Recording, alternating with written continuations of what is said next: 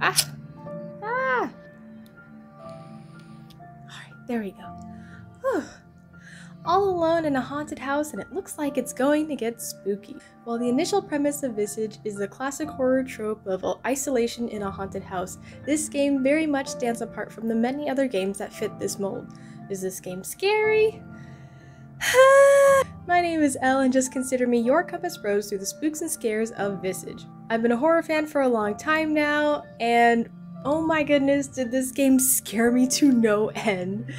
As always, this is a non-spoiler review that should hopefully give you a better idea of the terrors that await you in Visage. Before entering the gameplay at all, a cutscene plays that really sets the tone of the game. It shows you, the player character named Dwayne, loading bullets into a revolver, one by one. Before you sits a woman and two children tied to chairs. Once the gun is loaded, Dwayne shoots each person in the head, then himself. Cut to title. This disturbing scene sets you on a path to investigate the 3 stories of the past inhabitants of this house before investigating your own story. For each inhabitant of interest, there is a nice and neat chapter that gives you an explanation of who they were and what happened to them in this house. Through these chapters, you learn the story of Rakan, Dolores, and Lucy.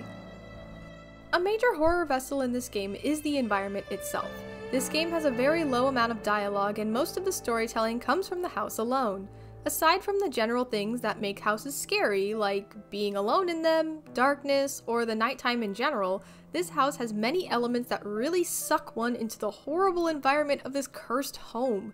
To start off, the layout of this house is ridiculous. There's a ground floor, a basement, secret basement, second floor, attic, some middle floor that's more like a half floor. All of these floors are full of rooms with many locked doors to which small keys are hidden around the home. Aside from the general scares you will get from ghosts and other paranormal activities, a lot of playtime is learning about the house, understanding the layout, and solving puzzles to get to new areas of the house. Of course, you're not alone in said house. Well, at least there aren't any beings I'd describe as people there. While I've already mentioned Rakan, Dolores, and Lucy, there is another mysterious presence that you share the house with. This creature has no name but seems to haunt you between the formal chapters of the game. While discovering the plight of each ghost, the house gets distorted in a way that reflects the ghost's story. Rakan's story spends a lot of time in a hospital, Dolores tells her story by having you pass through mirror portals. Somewhere along these reflections, these ghostly characters refer to Dwayne by name, which implies some relation or fourth wall breaking on their part. But how are these characters related? Is it really just from the house alone, or is there a more damning reason for you all to find yourselves here? While I don't like to focus on the mechanics of the game in these reviews, this time I will. The mechanics very much lend themselves towards the horrors of Visage in a central way. The beginning of the game explains that the more paranormal activity you witness causes you to go more insane, and the more insane you are, the more paranormal activity you will see. This insanity is only combated by the use of pills, which can be rare in the game. While a sanity meter is not a new installation in the horror gaming genre, this meter really adds to the mounting horror that the player experiences. Something moved by itself. The meter flashes. The lights turn off in the room you're in. It flashes some more. You take a pill, it calms down, your lighter runs out. You're surrounded by darkness. You witness something not of this world. You're out of pills, and as you flee, you frantically look for more pill bottles to avoid seeing even more terrifying things than you have to. The scarcity of candles, pills, and lighters in the game really add to the dread of a given situation, making scenes that may not be that scary into ones that are terrifying.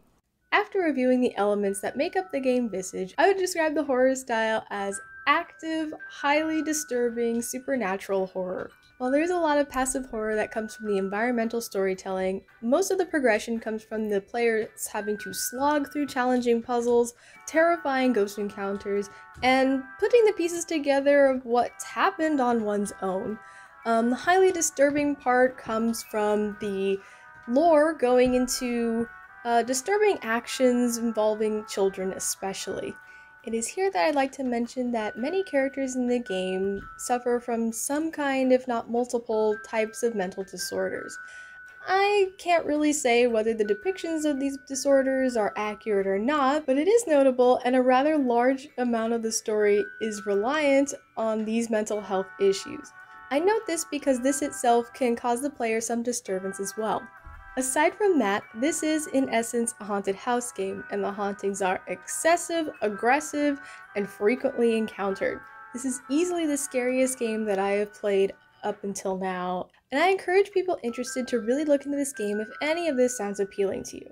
I do want to mention some not so great things that I encountered, since there were some technical issues that took away from this game's story and environment. For one thing, the mechanics are difficult to learn in the beginning, which can be very frustrating. Things like inventory management and using tools is not intuitive, and most things in the game have very small and sensitive hitbox, which makes it very easy to miss important items in the game. This game is also really dark, and not just thematically. The darkness level in this game is way too much, and there isn't an easy way to change it to make the game more playable. While these are very frustrating, I would still recommend this to anyone who would enjoy a very scary experience. The learning curve is kind of steep, but the story is very much worth it in my opinion. Thanks for watching, and until next time, don't look behind you.